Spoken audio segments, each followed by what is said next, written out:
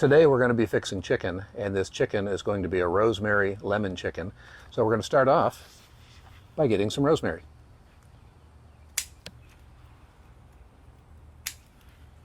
Nothing like having it fresh and ready to go right here so that I don't have to worry about running to the grocery store for it. And so this ought to be enough. A few sprigs. We're going to put this into a brine mixture so that the chicken will be nice and tender and juicy. And then later on, we'll also put some more of this fresh rosemary into the pot itself.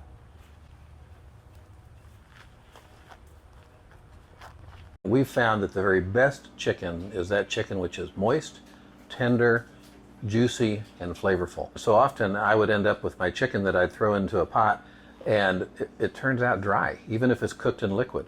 When I brine my chicken, I get juicy, tender, and flavorful. What we're doing right now is preparing the brine. The brine is a combination of water and salt and garlic, in this case, lemon and rosemary. So we just trimmed some fresh rosemary from our supply out front. We have some minced garlic here that I cheated and bought the jar of already minced garlic because that's easy.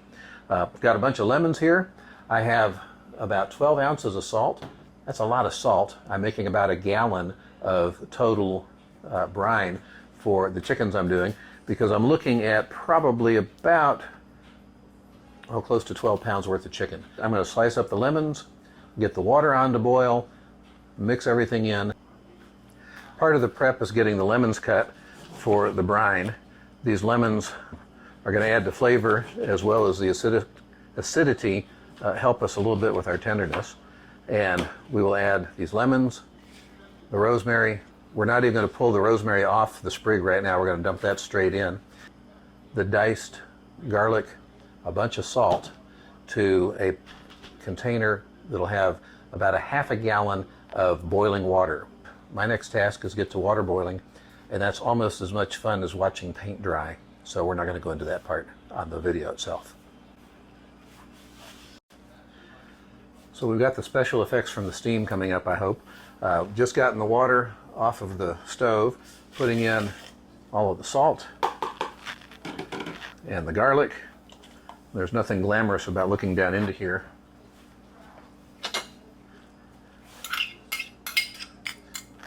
Once that salt is dissolved, then we're going to add in the other aromatics. I'm also going to add in another half gallon of cold water that I have off to the side, and then probably some ice also to bring it down to temperature. Now, a lot of folks will use sugar in a brine, and we do too most of the time, but right now our household is trying to trim down our waistlines a little bit, so we're doing things without sugar, and that's why there's no sugar in this particular brine. Still great flavor, so we've got that pretty well stirred in. I'm just going to simply drop the rosemary in rather unceremoniously. The lemons I'm going to squeeze as I put in to get any extra juice out of them that I can into the mixture. And I think right now is the time just to come take a look in the pot, if we can, and see that there's just really nothing super fancy about the look of it in here, other than just rosemary, water that's hot, and some other flavorings there.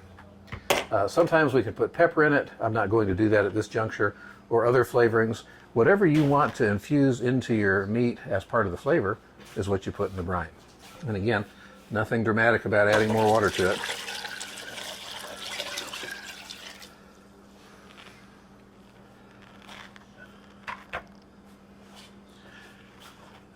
And then from here, we're going to go round up some ice cubes, cool that down just a little bit more so I don't get the chicken super hot. And our next step from there is simply adding chicken into it. We'll put the chicken into this bowl. We'll dump the brine on top of it.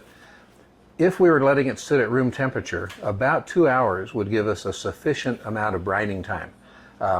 The reality of it is, if you do it from 4 to 6 hours overnight in the refrigerator, that's also good. So I'm going to actually do it in the refrigerator for about 4 hours. Once we're done with the brining, we'll take that chicken, rinse it well, dump the brine, and then the chicken can go into whatever recipe we want. We don't want to go longer than the 4 to 6 hours because we could end up with some really salty meat and take it past the point of what we're trying to get it to do for us.